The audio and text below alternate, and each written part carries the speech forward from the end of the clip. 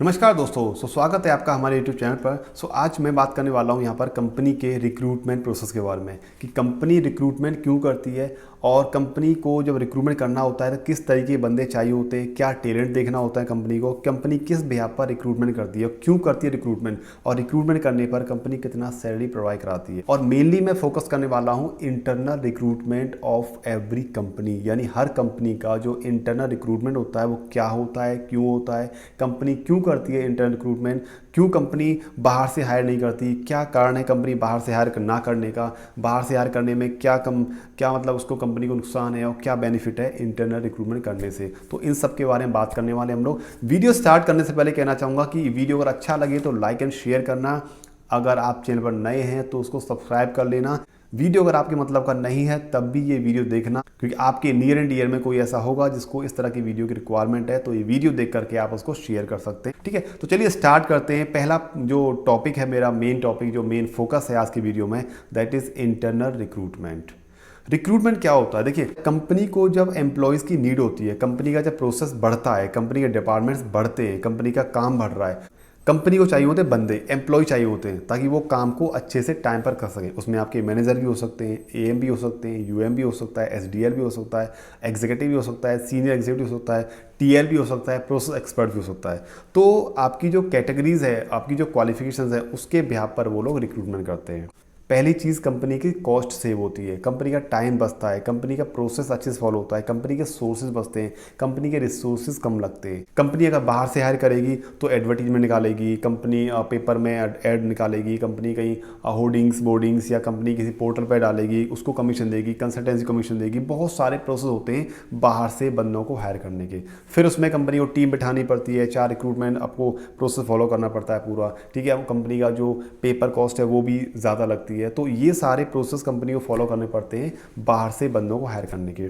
अब कंपनी में जो काम कर रहे हैं, ठीक है, सपोज करो एक कंपनी में 1000 एम्प्लॉयज़ काम कर रहे हैं। अब 1000 एम्प्लॉयज़ में डिपार्टमेंट्स हैं। अब कंपनी को किसी डिपार्टमेंट में कम बंदों की कमी है, किसी में ज़्यादा कमी है। अब जब कंपनी आईजेपी निकालती है, आईजेपी होता है इसका मतलब इंटरनल जॉब पोस्टिंग, तो कंपनी क्या करती है, विद इन ऑर्गेनाइजेशन जिस डिपार्टमेंट में ज़्यादा कमी है बंदों की, तो कंपनी क्या करेगी, दूसरे प्रोसेस से बंदे को उठा हायर करेगी और उसका इंटरव्यू लेगी कि इस प्रोसेस में काम करने लायक है नहीं है, उसके लिए चेक करेगी। काम करने लायक है तो उस बंदे को वहाँ से लेकर के वहाँ पर ट्रांसफ़र कर देगी। ठीक है, इंटरनल रिक्रूटमेंट करने के 3 से 4 सोर्सेज हैं। देखिए बता दूँ आपको, पहला होता है ट्रांसफ़र, दूसरा होता है प्रमोशन, तीसरा होता है डिमोशन, चौथा होता है आपका रिकरिंग फॉर्मल एम्प्लॉयज़, नेक्स्ट होता है आपका internal advertisement job posting, and आपका नेक्स्ट प्रोसेस होता है आपका एम्प्लॉय रेफरल्स। पहला बात करते हैं हम लोग प्रमोशन के बारे में। देखिए, कंपनी में अगर कोई बंदा काम कर रहा है, ठीक है, उसको अच्छे से नॉलेज है प्रोसेस की, अब वो चाहता है कि वो अभी सीनियर लेवल पर है और वो चाहता है कि मैं टीएल के लिए अप्लाई करूं, और टीएल के लिए एलिजिबल भी है, वो सेम प्रोसेस में कर सकता है चाहे वो दूसरे प्रोसेस में कर सकता है। अब कंपनी को क्या करेगी कि वो दूसरे प्रोसेस में करना चाह रहा है या कंपनी चाहती है वो उस प्रोसेस में वो बंदा एंट्री करे, तो उसका टीएल के लेवल पर इंटरव्यू होगा, उसके टेस्ट्स होंगे, और वो उसके लिए अगर एलिजिबल पाया गया तो कंपनी उसको इंटरनली वहाँ पर पोस्ट कर देगी। उसकी सैलरी भी हाइक होगी, उसकी पोस्ट भी हाइक हो गया, एंड उसकी जो रिस्पॉन्सिबिलिटीज़ हैं, उसकी डेजिग्नेशन है वो भी हाइक होगी। तो इसको हम बोलते हैं प्रमोशन, कि एक बंदे का सेम पोजीशन से नेक्स्ट पोजीशन पर लेना, वो होता है प्रमोशन। तो इसको भी हम लोग इंटरनल हायरिंग बोलते हैं। ठीक है, नेक्स्ट आता है आपका ट्रांसफ़र। ट्रांसफ़र किस कंडीशन में होता है? ट्रांसफ़र कराने के 2-3 तरीके होते हैं।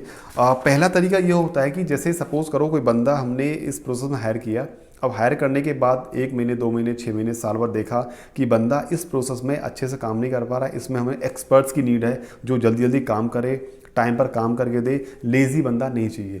तो कंपनी क्या करेगी, इस बंदे को निकालेगी नहीं, इस बंदे को वहाँ से उठा करके किसी दूसरे प्रोसेस में डाल देगी जिसमें अगर लेजीनेस से भी काम करेगा तो काम चल जाएगा। ठीक है, इस प्रोसेस में नीड है हमको कि 1 घंटे में बंदा 100 अकाउंट्स करके दे, और किसी दूसरे प्रोसेस में नीड है कि 1 घंटे में 10 या 5 अकाउंट करेगा और चल जाएगा। तो कंपनी क्या करेगी, इसको यहाँ से उठा करके उस प्रोसेस में डाल देगी। ये होता है ट्रांसफ़र सेम लेवल पर। तो कंपनी इसमें क्या निकालती नहीं बंदों को, ठीक है, एलिजिबल है, अपना हायर हो गया, काम कर रहा है, स्लो कर रहा है, कोई इशू नहीं है, तो वो उसमें ट्रांसफ़र कर दिया जाता है। तो वो होता है ट्रांसफ़र। अब थर्ड आता है डिमोशन।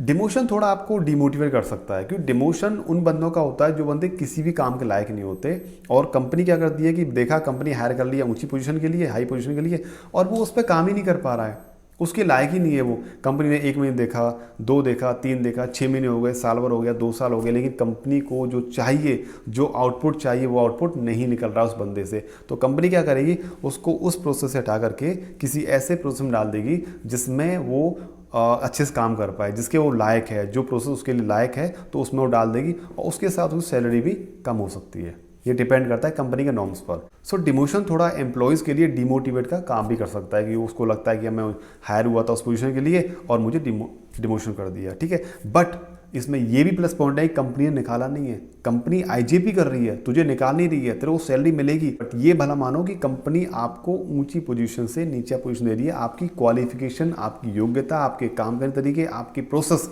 अब देखिए, ये तो हो गए प्रमोशन, ट्रांसफ़र, डिमोशन। अब इसके बाद कुछ एम्प्लॉयज़ ऐसे होते हैं जो छोड़कर चले जाते हैं, ठीक है। कंपनी छोड़कर चला गया, उसकी परफॉर्मेंस बहुत अच्छी है, मैनेजर्स के साथ में रिलेशन बहुत अच्छे हैं, एचआर के साथ रिलेशन बहुत अच्छे हैं उस एम्प्लॉयज़ के, और वो एक ऐसी इमेज छोड़ गया है कंपनी में उस प्रोसेस में कि उसके जाने के बाद मैनेजर को लगा कि यस यार ये बंदा होता तो मेरा काम ईजिली हो जाता।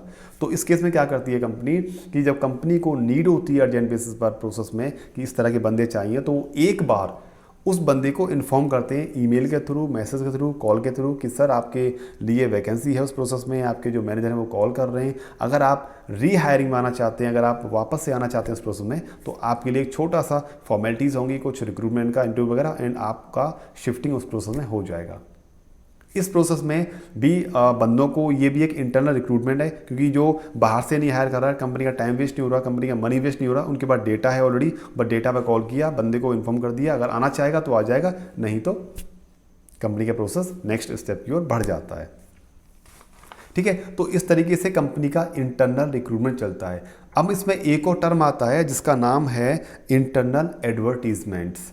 अब इंटरनल एडवर्टीजमेंट्स क्या होता है, कंपनी जब आईजीपी निकालती है और कंपनी को लगता है कि मुझे इस प्रोसेस में नीड है, तो कंपनी एक इंटरनली मेल डाल देती है पूरे प्रोसेस में। अगर 1000-2000 बंदे काम कर रहे हैं, सबको मिल जाएगा कि उस प्रोसेस में इस पर्टिकुलर जॉब पोस्ट पर रिक्वायरमेंट है, ये आईजीपी निकल रही है, अगर आप चाहें तो वॉलेंटियर तौर पर उस प्रोसेस में अप्लाई कर सकते हैं एज पर योर एलिजिबिलिटी। आपके अंदर योग्यता है तो आप अपनी योग्यता अनुसार उस प्रोसेस में अप्लाई कर सकते हैं। कंडीशन सारी मेल पर होती हैं, उन कंडीशन को फॉलो करते हुए आप अपनी आईजेपी ले सकते हैं। इंक्रीमेंट होगा, ट्रांसफ़र होगा, वो डिपेंड करेगा आपके प्रोसेस पर। तो ये भी एक पार्ट होता है इंटरनल रिक्रूटमेंट का, ठीक है। इसमें एक नेक्स्ट पार्ट आता है एम्प्लॉयज़ रेफरल्स।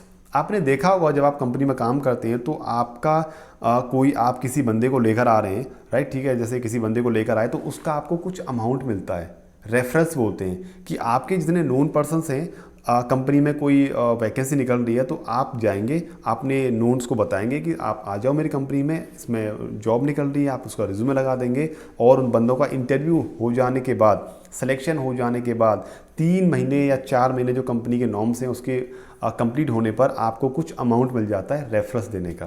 तो इसमें भी कंपनी का टाइम बचता है, कंपनी की मनी बचती है, कंपनी का जो सोर्स हैं वो बचते हैं, कंपनी का जो प्रोसेस का टाइम है वो भी सेव हो जाता है। तो ये भी एक पार्ट है इंटरनल सोर्स, क्योंकि कंपनी ने ज़्यादा एफर्ट नहीं लगाया, कंपनी का जो एम्प्लॉई है एग्जिस्टिंग, जो करंट में एम्प्लॉई है, उसको बता दिया, वो खुद से ले आए सारे एम्प्लॉइज़, ठीक है। वो अगर 10 बंदे लेकर आए, 10 में से 5 बंदों का सिलेक्शन हो गया, तो 5 तो बंदे मिल गए ना कंपनी को, बैठे बैठाए, ना कुछ अपना एडवर्टीजमेंट निकाला, ना अपना कोई सोर्स निकाला, ना कोई एचआर टीम बिठाई, ना कहीं कोई जगह मतलब रेंट पर लिया, कुछ नहीं किया, उसको बैठे बैठाए बंदे मिल गए। तो ये होता है इंटरनल रिक्रूटमेंट का प्रोसेस कंपनी के लिए। अब आप ये वीडियो देखने के बाद समझ गए होंगे कि कंपनी इंटरनल रिक्रूटमेंट क्यों निकालती है। इंटरनल रिक्रूटमेंट निकालने का सिर्फ और सिर्फ एक ही मकसद होता है, कंपनी अपना टाइम और मनी सेव करना चाहती है। देखिए, इतना टाइम किसी के पास नहीं होता कि बहुत सारी टीम बिठाए, एडवर्टीजमेंट निकाले, पेपर में, न्यूज़ में, हेडिंग्स में, ऑनलाइन ऑफलाइन, की वो बंदे हायर करें। टाइम भी लगता है प्लस मनी भी लगता है, तो वो सारा सेव करने के लिए company internal recruitment process follow करती है, राइट गाइज। अगर वीडियो अच्छा लगा हो तो प्लीज़ लाइक एंड शेयर करना, चैनल पर नए हैं तो सब्सक्राइब कर लेना, क्योंकि इस तरह की नॉलेज मैं यहाँ पर देता रहूँगा, अपना एक्सपीरियंस शेयर करता रहूँगा। एंड जिसको भी वीडियो चाहिए तो उसको आप शेयर कर सकते हैं, लाइक कर सकते हैं। एंड वन मोर थिंग, आपको जिस टॉपिक पर वीडियो चाहिए, कि आपने कंपनी से रिलेटेड, जॉब से रिलेटेड, पोस्टिंग से रिलेटेड, पीएफ से रिलेटेड, जो भी आपका इशू है वो मुझे आप कमेंट सेक्शन में करके बता सकते हैं। उस पर हम लोग एक वीडियो ज़रूर बनाएंगे, आपकी जो वीडियो है डिमांडेड वो कंप्लीट की जाएगी। तो चलिए मिलता हूँ नेक्स्ट वीडियो में, नेक्स्ट ऐसे किसी इन्फॉर्मेटिव वीडियो के साथ में। तब तक के लिए नमस्कार।